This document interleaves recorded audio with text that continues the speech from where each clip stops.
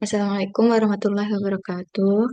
Kami dari kelompok 3 akan mempresentasikan hasil diskusi dari kelompok kami mengenai pengendalian mutu eksternal atau PME atau uji profisiensi. Kelompok kami beranggotakan Cindy Septiani NIM 09, Dinda Zaroton NIM 011, Angelica NIM 013, Gani Sukma NIM 018, Gita Zafira NIM 020, Kalimantan Nisa NIM 022, Maulana Zorif NIM 023, Nyimas Ratu NIM 028, Raka Ramadhani NIM 030, Salma Diana NIM 033, Khairatun NIM 038, dan Habibah Uswatun NIM 039. Next.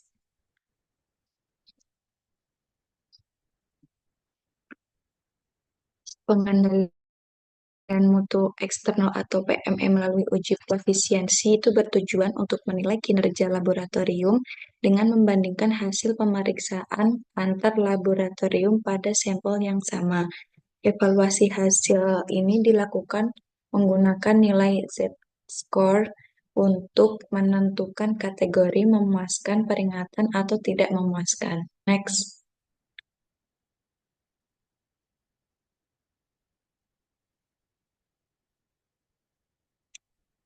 Untuk tujuannya meliputi menjelaskan pengertian dan konsep dasar PMI, PME, dan uji profisiensi di lab, mengidentifikasi dan menguraikan alternatif metode uji profesional yang dapat digunakan oleh lab dalam menjaga kualitas hasil uji, serta mendiskusikan prosedur dan mekanisme pelaksanaan uji profisiensi yang efektif dalam pengendalian mutu laboratorium eksternal. Next.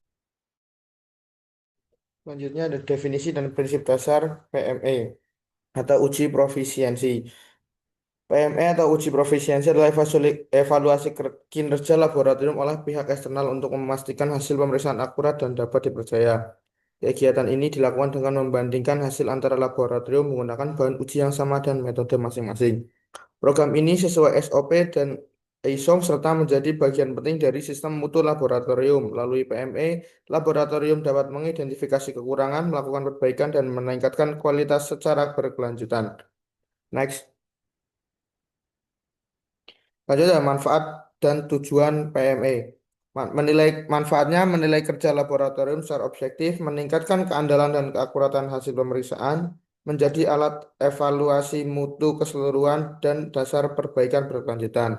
Tujuannya membandingkan hasil antar laboratorium untuk menilai kesesuaian hasil dengan metode alat dan berbeda, mengidentifikasi sumber kesalahan sistematis dari reagen, alat atau prosedur kerja, dan menjamin konsistensi hasil antar waktu dan tempat pelaksanaan. Next.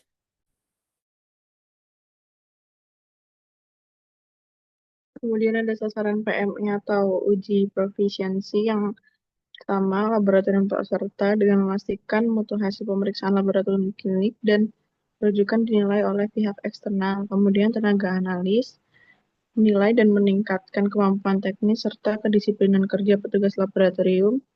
Lalu sistem manajemen mutu memastikan seluruh prosedur, kalibrasi, dan pelaporan sesuai standar mutu. Kemudian metode dan peralatan, mengevaluasi validitas, metode, dan kinerja alat agar hasil dapat dipertanggungjawabkan. Yang terakhir ada konsistensi hasil antar laboratorium, menjamin kesetaraan hasil untuk parameter yang sama. Next. Lalu ada jenis-jenis uji profisiensi. Yang pertama ada uji profisiensi antar laboratorium atau international interlaboratory comparison. Beberapa laboratorium menerima sampel identik dari penyelenggara dan hasilnya dibandingkan dengan nilai rujukan atau rata-rata peserta untuk menilai kinerja laboratorium secara objektif. Kemudian uji profisiensi replikasi internal dilakukan dalam satu laboratorium menggunakan sampel yang sama oleh analis yang berbeda atau pada waktu yang berbeda untuk menilai konsistensi dan ketelitian hasil pemeriksaan internal. Kemudian uji profisiensi sampel buta, yaitu laboratorium menerima sampel tanpa informasi parameter, lalu menganalisis dan melaporkan hasil sesuai prosedur rutin untuk menilai kemampuan nyata dalam pemeriksaan. Next. Lalu ada uji profisiensi simulasi dilaksanakan menggunakan data simulasi berbasis komputer, di mana peserta menganalisis data tersebut dan hasilnya dibandingkan dengan nilai benar atau model statistik. Dan yang terakhir ada uji profisiensi dengan nilai rujukan tersertifikasi, menggunakan bahan acuan tersertifikasi dengan nilai pasti yang divalidasi untuk menguji akurasi, validasi metode, dan kalibrasi alat ukur laboratorium. Next. Kemudian ada analisis hasil uji profisiensi. Yang pertama, pengumpulan dan perbandingan data. Hasil uji dari seluruh laboratorium dikumpulkan dan dibandingkan dengan ACIS value untuk menilai tingkat akurasi hasil pengujian. Yang kedua, perhitungan statistik kinerja menggunakan parameter seperti Z-score, N-score, atau bias untuk menilai kinerja laboratorium. Kriteria umum memuaskan, kurang dari 2, perlu diperhatikan kurang dari 2, dan tidak memuaskan. Kemudian ada evaluasi dan identifikasi penyebab, menelusuri sumber kesalahan bila hasil tidak memuaskan seperti kesalahan teknis, alat tidak terkalibrasi, atau operator tidak teliti. Yang keempat, tindakan korektif dan pencegahan, melakukan perbaikan dan pencegahan agar kesalahan tidak terulang sesuai sistem mutu. Next. Kemudian ada tindak lanjutnya. Yang pertama, identifikasi hasil tidak memuaskan. Hasil uji preferensi tidak memuaskan dan terdapat penyimpangan signifikan dari hasil acuan. Laboratorium harus segera menindaklanjuti untuk menemukan dan memperbaiki penyebab kesalahan. Yang kedua, analisis penyebab ketidaksesuaian. Dilakukan analisis akar masalah guna mengetahui sumber ketidaksesuaian, seperti kesalahan operator, metode uji yang tidak tepat, alat tidak terkalibrasi, atau bahan uji yang tidak standar. Yang ketiga, pelaksanaan tindakan korektif. Setelah penyebab diketahui, laboratorium melakukan tindakan korektif seperti pelatihan ulang analis, perbaikan prosedur kerja, kalibrasi alat, atau peninjauan metode uji untuk memulihkan akurasi dan konsistensi hasil. Kemudian yang keempat, penerapan tindak pencegahan. Untuk mencegah kesalahan berulang, dilakukan pengawasan proses analisis, penguatan pengendalian mutu internal, serta evaluasi berkala terhadap metode dan peralatan. Yang terakhir, dokumentasi dan evaluasi efektivitas. Seluruh tindak lanjut harus didokumentasikan sesuai ISO EC 17025/2017, mencakup laporan investigasi, langkah perbaikan, dan bukti efektivitas. Evaluasi lanjutan memastikan hasil uji berikutnya menunjukkan peningkatan kinerja. Next.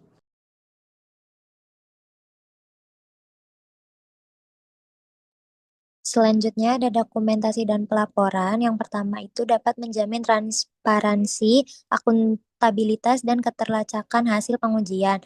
Semua proses uji penerima bahan hasil analisis statistik juga harus didokumentasikan dan dicatat lengkap secara sistematis sesuai dengan ISO 17025/2017.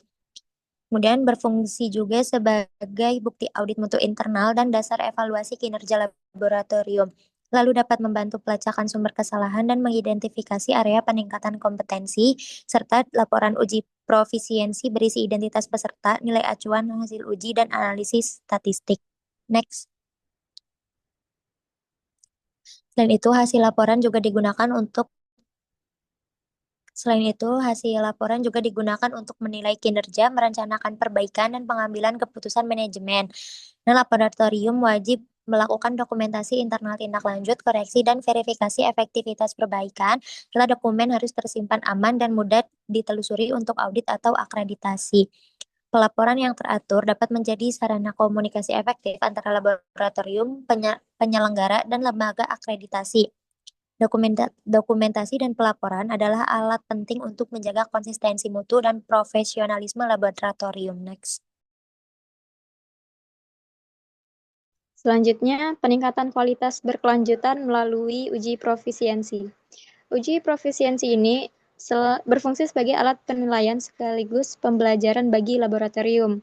Dapat memberikan gambaran objektif tentang akurasi dan konsistensi hasil pengujian, menjadi dasar untuk pelatihan teknis dan peningkatan kompetensi personel, kemudian mendorong sistem mutu yang adaptif dan responsif terhadap perubahan, dan hasil evaluasi dapat digunakan untuk memperbarui prosedur kerja, memperbaiki kesalahan teknis, dan mengoptimalkan peralatan. Next. Hal ini sejalan dengan prinsip continuous improvement, lalu melibatkan tindakan korektif dan pencegahan efektif untuk menjaga stabilitas performa, meningkatkan kepercayaan dan pelanggan, dan reputasi laboratorium di tingkat nasional atau internasional, membangun budaya mutu, dan memastikan konsistensi hasil jangka panjang, kemudian menjadi dasar bagi inovasi dan pengembangan metode pengujian yang lebih efisien. Next. Lalu selanjutnya adalah studi kasus. Jurnal yang diambil berjudul Evaluasi Kinerja Laboratorium Lingkungan Daerah melalui program uji profisiensi parameter timbal, seng, mangan, serta ion klorida dan sulfat dalam sampel air. Jurnal ini membahas mengenai evaluasi kompetensi dan unjuk kerja teknis laboratorium lingkungan daerah di seluruh Indonesia dalam melakukan pengujian parameter kualitas air yang dilakukan melalui program uji profisiensi yang diselenggarakan oleh Pusat Sarana Pengendalian Dampak Lingkungan dan Kementerian Negara Lingkungan Hidup pada tahun 2008. Tujuannya adalah untuk menilai kemampuan laboratorium dalam melakukan pengujian secara kompeten dan memantau kinerja berkelanjutan. Pesertanya terdiri dari 52 laboratorium, meliputi 42 laboratorium binaan KNLH dan 10 laboratorium pemerintah atau swasta. Untuk parameter yang diuji meliputi logam berat, yaitu timbal, seng, mangan, yang diuji dengan AES, lalu klorida dengan metode argentometri, dan sulfat dengan metode turbidimetri atau spektrofotometri UV vis. Lalu hasilnya dianalisis menggunakan perhitungan Z-score untuk menilai akurasi, presisi, serta dilengkapi dengan group test dan persamaan Horvitz bila diperlukan. Next. Lalu analisis kasus. Pengujian logam berat pada PB, ZN, dan MN menunjukkan kinerja yang sangat baik, yaitu lebih dari 80% memuaskan untuk akurasi dan presisi. Sedangkan pada parameter sulfat memiliki persentase akurasi yang tinggi, yaitu 87,23%, tetapi persentase presisi yang paling rendah, yaitu 65,96%. Pada parameter klorida memiliki presisi yang sangat baik, yaitu 87,76%, tapi persentase akurasi yang paling rendah, yaitu 73,47%. Hasil evaluasi tersebut dikelompokkan menjadi 3 kategori, yaitu yang pertama memuaskan dengan nilai Z-skornya itu kurang dari 2, lalu kurang memuaskan nilai Z-skornya lebih dari 2 dan kurang dari 3, lalu yang tidak memuaskan itu nilai Z-skornya lebih dari 3. Next. Untuk yang selanjutnya, solusi kasusnya sendiri, investigasi dan tindakan perbaikan. Laboratorium dengan hasil akurasi atau presisi yang diperingatkan atau outlier wajib melakukan investigasi dan tindakan perbaikan yang diperlukan. Yang kedua ada audit pengukuran atau measurement audit. Investigasi dilakukan melalui audit pengukuran untuk meninjau ketidaksesuaian dan menganalisis akar penyebabnya. Yang ketiga ada diagram sebab akibat atau fishbone diagram. Laboratorium terkait harus membuat kasus and effect diagram untuk menentukan akar penyebab ketidaksesuaian yang meliputi 6 kategori potensial. Yang pertama, personil, peralatan, bahan kimia, kondisi akomodasi, dan lingkungan pengujian. Kelima, penanganan sampel dan pengendalian mutu. 6, rekaman dan pelaporan. Next. Yang selanjutnya dari review jurnal yang pertama yaitu judulnya preparasi, contoh uji provinsi untuk identifikasi senyawa kimia berbahaya. Penulisnya ada Evita, terus penerbitnya Pusat Penelitian Kimia Lembaga Ilmu Pengetahuan Indonesia. Bisa di next. Untuk abstraknya sendiri dari jurnal tersebut ini membahas pembuatan contoh uji provinsi atau provinsi test sampel untuk mengidentifikasi senyawa kimia berbahaya dalam matriks pelarut organik dan air. Berbagai senyawa pengganggu ditambahkan untuk menstimulasikan kondisi sampel nyata. Analisis dilakukan menggunakan gas kromatografi dengan detektor FPD dan FID dengan pembanding standar internal. Hasil menunjukkan bahwa nilai relatif standard deviation atau RSD seluruh senyawa berada di bawah 20% dan nilai degradasi atau stabilitas di bawah 30% sesuai kriteria kelayakan contoh uji provinsi. Dan di next. Selanjutnya ada pendahuluan. Senyawa kimia berbahaya memiliki berbagai tingkat toksisitas yang dapat menimbulkan efek serius terhadap sistem saraf, pernapasan, serta sistem peredaran darah manusia. Oleh karena itu, identifikasi terhadap senyawa-senyawa tersebut memerlukan laboratorium yang memiliki kompetensi tinggi serta mampu menghasilkan data uji yang andal dan diakui secara nasional maupun internasional. Salah satu metode yang digunakan untuk menilai kerja laboratorium dalam hal ini adalah uji profisiensi antar laboratorium, sebagaimana diatur dalam ISO atau IEC 17043/2010. Melalui uji profisiensi setiap laboratorium, peserta uji kemampuannya dalam mengidentifikasi senyawa kimia berbahaya pada berbagai jenis matriks dengan penambahan senyawa pengganggu untuk meniru kondisi sampel nyata. Agar hasil uji profisiensi tersebut valid, contoh uji yang digunakan harus memenuhi persyaratan homogenitas dengan nilai RSD kurang dari 20%, stabilitas tingkat degradasi kurang dari 30%, sehingga hasil yang diperoleh dapat dibandingkan secara objektif dan akurat antar laboratorium. Next. Untuk metode penelitian, yang pertama itu bahan, senyawa kimia berbahaya, itu bis 3-metilbutil, etilfosfonat, lalu ada bis 2-kloroetil, metilamin, lalu yang ketiga ada pinakolil, metilfosfonat, dan tritenolamin. Lalu yang kedua ada alat, itu ada GC, FPD, P-mode, dan GC, FID, Agilent 6890. Lalu GCMS Agilent 6890N _5975 insert XL CIMSD. Yang ketiga itu ada sampel contoh organik, limbah organik dengan tambahan diklorometana, undercan, solar, dan senyawa target bis 3-metilbutil, etilfosfonat, serta bis 3,2-kloroetil metilamin. Uji kualitatif GCMS, GCFID, dan GCFPD. Volume 25 ml per botol. Contoh air menggunakan air limbah dengan penambahan garam anorganik dan senyawa target pinakolil metilfosfonat serta tritanolamin. Volume 100 ml per botol. Next. Lalu metode penelitian yang pertama itu ada analisis kuantitatif. Homogenitas diuji dengan 3 sampel acak, dianalisis menggunakan kurva kalibrasi dengan standar internal. Lalu stabilitas diuji selama 30 hari pada suhu 35 derajat Celcius. Yang kedua ada analisis kualitatif dilakukan dengan GCMS untuk membandingkan waktu retensi dan puncak ion utama atau base peak antara contoh dengan standar murni. Next. Untuk hasilnya bisa dilihat pada tabel di sebelah kiri. Yang pertama ada homogenitas, yaitu senyawa yang pertama bis 3-metilbutil etilfosfonat, yaitu 8,10%, lalu bis 2-kloroetil metilamin, yaitu 3,46%, lalu pinakolil metilfosfonat dengan 2,22%, lalu triethanolamin dengan RSD 2,7%. Hasil RSD-nya seluruh senyawa berada di bawah 20%, yang artinya semua contoh uji homogen dan memenuhi standar ISO atau IEC 17043.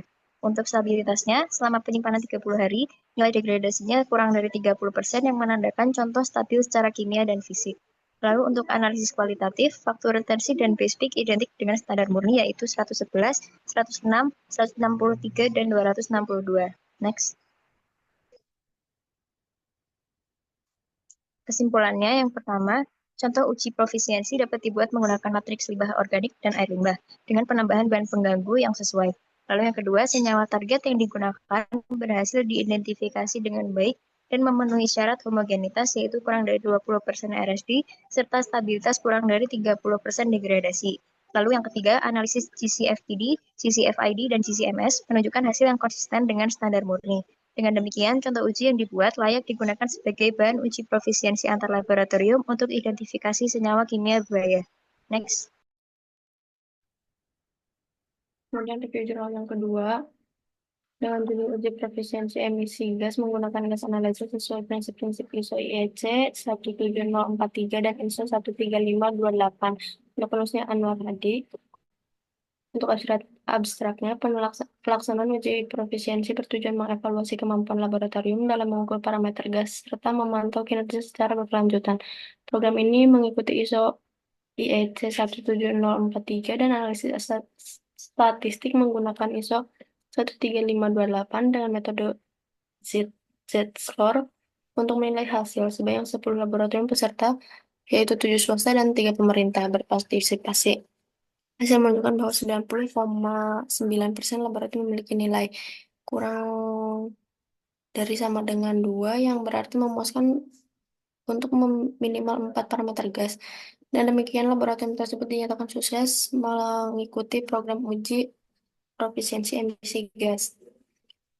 Laboratorium pengujian gas emisi harus menunjukkan kompetensinya melalui metode pengujian terverifikasi dan penggunaan gas standar terverifikasi yang memiliki ketelusuran ke sistem satuan internasional.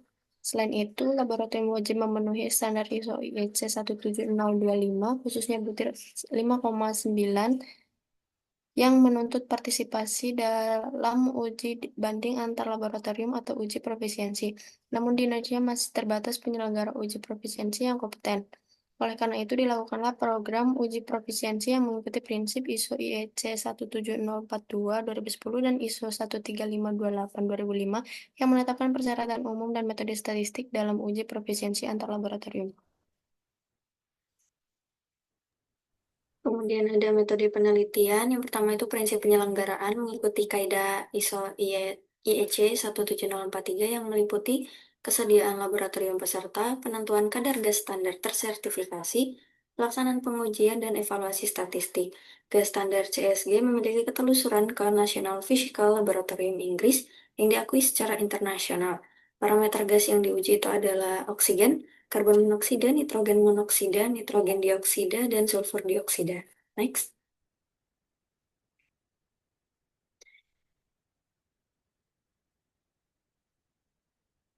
Next.